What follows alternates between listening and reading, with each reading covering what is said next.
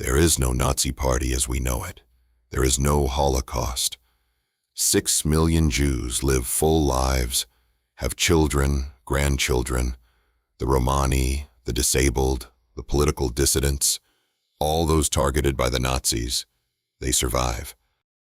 The absence of the Holocaust is one of the most profound differences in this timeline.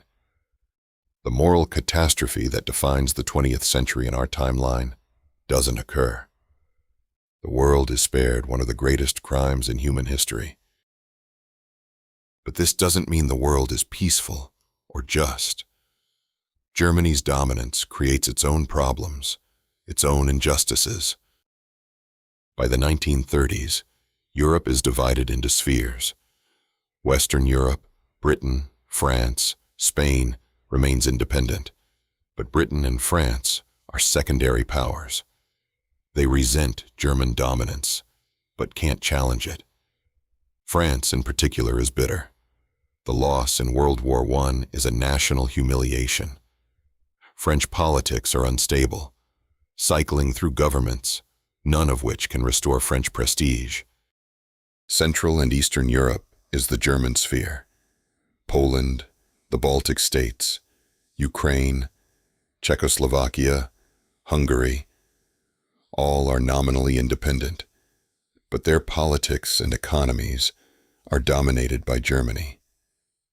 German advisors are embedded in their governments. German companies control key industries. German troops are stationed on their soil, ostensibly for their protection, but really to maintain German control. This creates resentment. Nationalist movements in these countries agitate for true independence. In Poland, which has a long history of resistance to foreign domination, underground organizations plot against German influence. They're suppressed, sometimes brutally. Germany's rule is not as monstrous as Nazi Germany's would have been.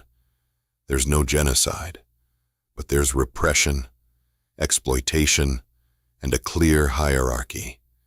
Germans are at the top. The peoples of Central and Eastern Europe are subordinate.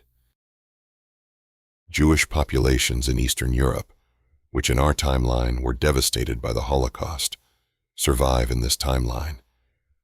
But they face discrimination.